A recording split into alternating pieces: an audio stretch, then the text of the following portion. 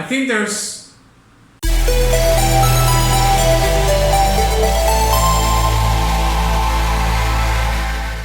Greetings Wanderer, this is Atlas here and welcome to the Void. Today I am going to be coming back to what it seems to be quite a beloved franchise in the video game landscape, which is NIER, the NIER original soundtrack. And in this case I'm going to be reacting and breaking down to the song called Song of the Ancients Fate. Apparently this is a song that belongs to the first game of the franchise. This is a request. This is an actual request from Alden Die, and this is a little bit of a longer comment, but I think it is important for me to, read it in all its glory, because I think that probably people that is very much into the NIER franchise can possibly, feel compelled by this comment of his. So he says, "Hey, everyone is asking for you to react to more NIER Automata, and that's awesome. But I really think you should check out the original NIER soundtrack, known as NIER Gestalt Replicant, released in 2010. It's the first game in the series and was swept under the rug in the public eye, but became a cult classic among people who stuck around for the story and the incredible music. If you have listened to any more of NIER Automata and have general grasp for what the soundtrack feels like, imagine that, but take out the grand fanfare orchestra and leave it in the creative, exotic vocals and add in eccentric yet unique instrumentation and a more ominous vibe. That describes the original NIER's soundtrack, and I slightly prefer it over the NIER Automata. As much of a masterpiece as Automata already is.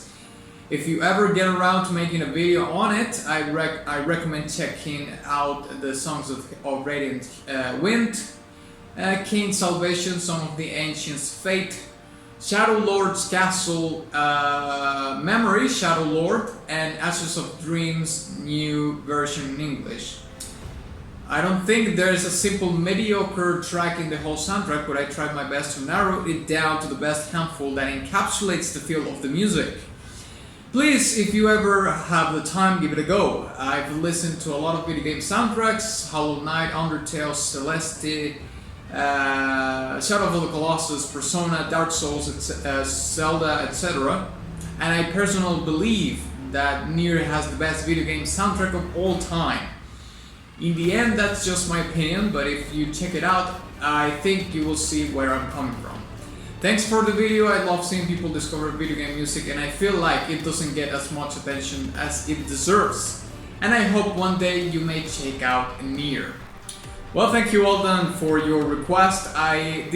This actually wasn't the most upvoted comment or request regarding NIER, but I promised Alden that since he was so much passionate and he seems to be very much into the franchise itself, I wanted to give, like the underdog a little bit of a run into the channel. Of course, it's not the first time that I've done this, but it's certainly not going to be the last. But just before we go into this particular track, also I would like to leave in this card right here the previous reaction or breakdown that I did for NIER Automata. I'm going to leave it in that card, okay? Also, I believe that many of us will have, a certain piece of music, a catalog of music, or a song that we consider underrated. So I think that pretty much everyone could feel, in some sense, reflected into Alden what is saying in this comment of his. So, without further ado, onward! Okay, NIER, apparently this is NIER Gestalt Replicant, Song of the Ancients Fate. Boom.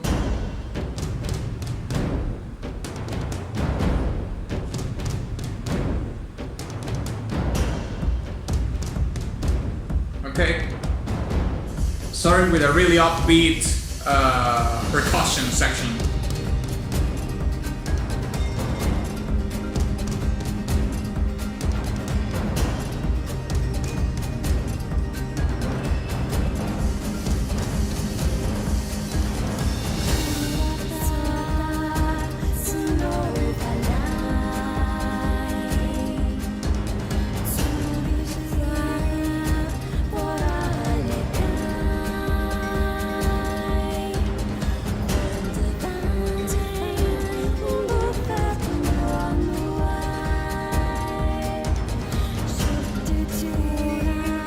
Loving the guitars.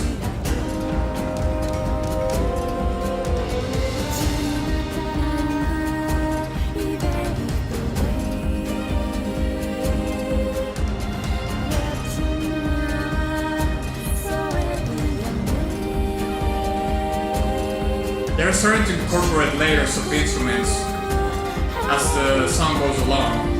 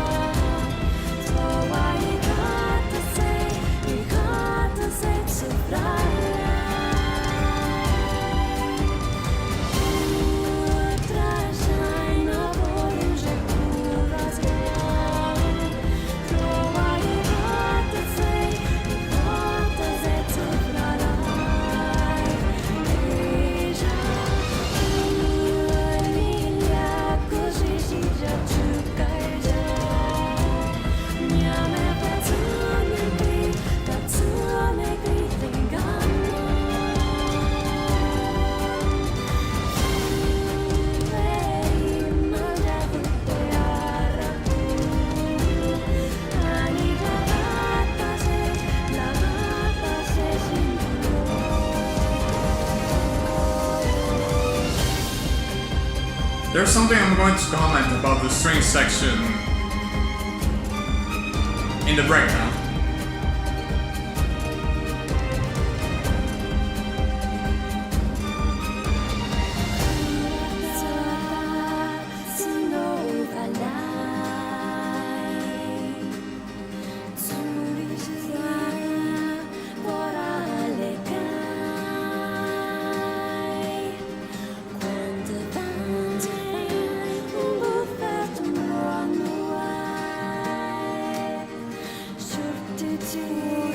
There's some piano there also.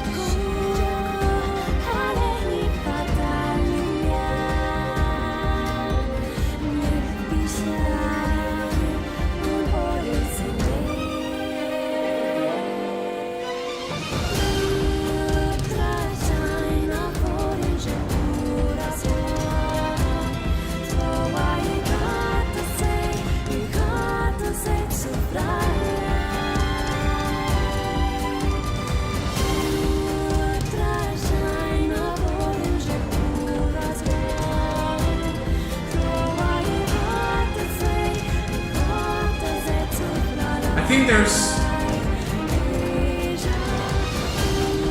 like a Spanish guitar doing a rhythm, but folk guitars doing an underlying rhythm in the song.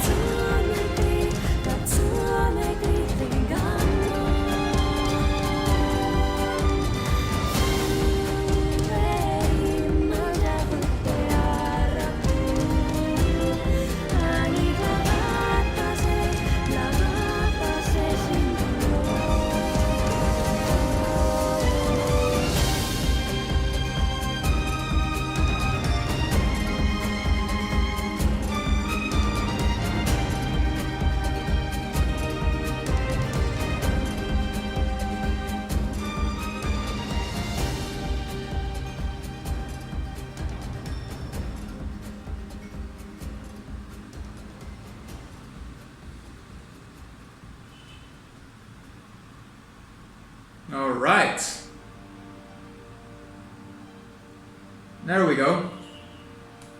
Yeah, this is definitely, like Alden said, this is quite the gap in between how the NIER Automata song that I did is compared to this one. Like the other one is way more into the bombastic, in-your-face, fanfare, epic, orchestrated kind of song. But this is completely different. This is, you know, a very solid rhythm, acoustic guitars with you know, the percussion that introduces the song and so forth. But of course, I don't want to get too much into that because we're going to get into that into the breakdown. But certainly, Alden did hit the point, hit it in the nail, as they say. So let's break it down.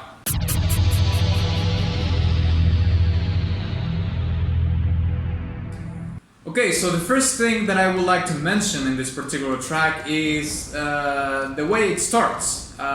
It gives you, like right from the get-go, that is an upbeat song. The way the percussion is arranged and composed. I think that it really, well, usually, you know, the pulse of a song is very much carried by the percussive instruments. Be it the drums, the timpani, the you know, cymbals, wherever the percussion that they might be using in the song, that usually in most cases is what carrying the pulse of the song. You know, it's like this rumble that you feel almost in your chest, or you know, like you carry the rhythm with it. And that's what it's happening, particularly in this song, which is a very common thing that happens with percussion. You know, it's what carries the pulse of the song, and the way that the percussion in this particular track is carrying the pulse is giving you this kind of uplifting feeling. That, of course, it's very hard sometimes to achieve that just by the drums, or you know, the percussion in this case. But that is actually something that I felt right from the get-go, like right from the start of the song, which you can hear that there's only the percussion isolated, and then it gradually adds layers of other instruments as the music goes on. Another thing that I want to mention is, and I already talked a little bit about this, is the layering of the instruments. And this is a compositional style that I absolutely love, and I have to confess that this is also like a narcissistic or kind of a vanity comment, because that is like my way to go in my composition, my own compositional style. I like to start like very, very isolated in terms of instruments, like it's one instrument or two instruments top, and then I start adding layers up and it becomes like I don't know how I would call it. I can't really tell. I mean I can have the exact word for what I'm trying to say, but it's just basically layering up on top of previous layers, you know, more instruments to make it like a more exciting experience, you know, because you can listen in this particular track that there's a lot of repeating the same thing, and the reason because the composer decided to have this compositional approach of start adding layers of instruments is for the listener not to get bored, you know, because hearing the same thing over and over again, it can get very tiring. And I think that in this time in which we live in, you know, that everything that we consume, it has to catch your attention so fast. Otherwise, you don't pay attention to it, or you just scroll and you don't see it, or whatever it may be the case. And that's, of course, is related to social media, but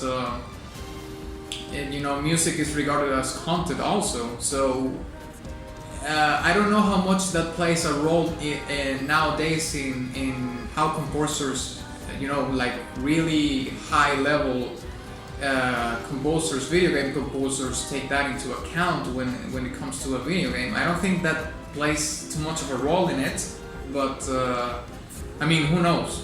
People is starting to consume things differently. But since I have this kind of my own self-taught way of composing music, which is very much into this approach, let's say, of adding layers. By adding the layers, you prevent of that repetition becoming something boring, because you're adding an element that is new. And you can see that first it happens, you listen to the isolated percussion, then it comes to the acoustic guitars, then it comes the vocals. I heard that then comes the string section. It also has some piano that I had to really listen, because unfortunately my headphones are not like the super high tier headphones, so I really have to pay attention to the thing to be able to listen to all the things that are involved in the music. But there's a piano in there, and there's also like some bells of some kind in some parts of the arrangement. But that's basically what I'm trying to say with the layering. Another thing that I wanted to mention is that this particular track has this flamenco undertone.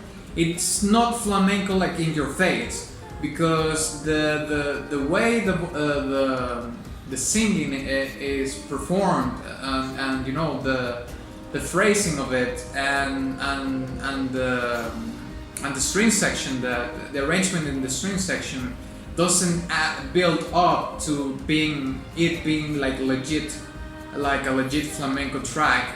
And also the percussion is not really into that realm, because flamenco has this really bittersweet, but more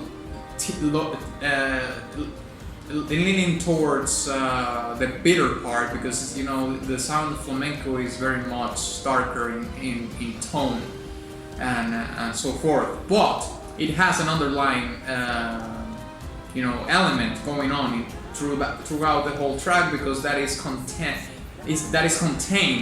in the acoustic guitars that are played in the song. Now, I'm not really sure if there's folk guitars and classical guitars, and classical guitars have nylon strings.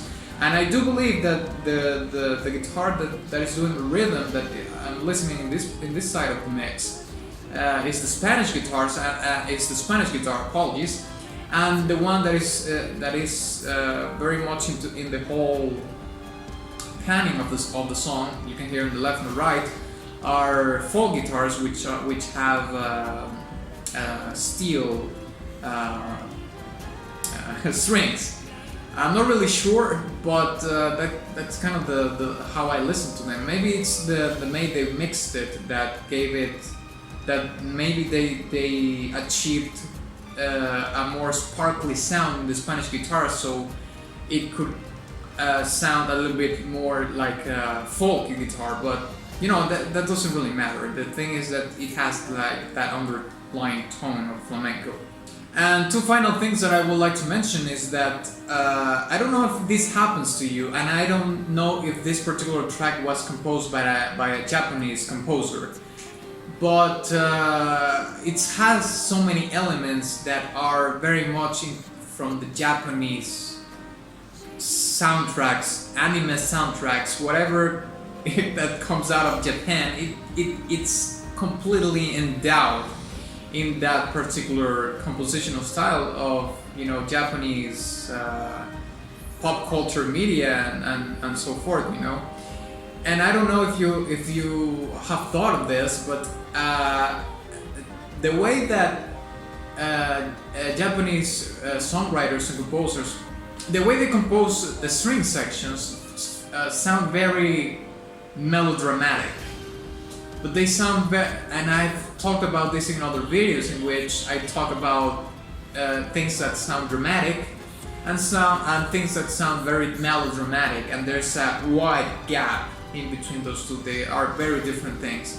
Think dramatic as in Saving Private Ryan, for example, and think about melodramatic as watching a soap opera.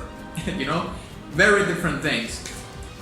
But the string sections in Japanese popular music is not necessarily a bad thing, because you know, when people might think that soap operas are cheap and the soundtrack or the music involved in the soap operas are, you know, cheesy or, you know, whatever it may be. But sometimes melodramatic doesn't equal to being bad. It's just that I feel and I hear that the way they compose string sections sometimes have that tone of melodrama and stuff like that. So yeah, let me know in the comments if you agree with that. So yeah, the key element here is noticing the layers that are added in the composition for you not to get bored. And I don't necessarily know if this was done by design or it was just the flow of the composition. Like, you know, sometimes composers compose music by design, like they have a structure, they have something pre-planned, or they just come up with an idea, they just elaborate that idea and they come up with something like this. It certainly seems to me like it's by design, because it has a lot of parts that repeats themselves a lot, so you either have to change that, or you add the layers to make it more interesting, more fun, more intriguing, more tense, more you know, whatever it may be. Add mystery to it, or add resolution to the song for whatever the purpose of the song it may be. Okay, so I think I'm gonna give this track a high silver badge. I think it was a solid song. It's certainly a very different song from the one that I did for NIER Automata. But maybe if I get a little bit more context into what role this song plays in the video game, I could bump it up a little bit. Okay. So thank you very much for watching this video. If you enjoyed it, please give it a like and share it with your friend. Also, please don't forget to visit my subscribe star, where you can get your request bumped to the top of the list. And also my Teespring shop, where you can get very cool merch. And of course, ex nihilo nihil fit.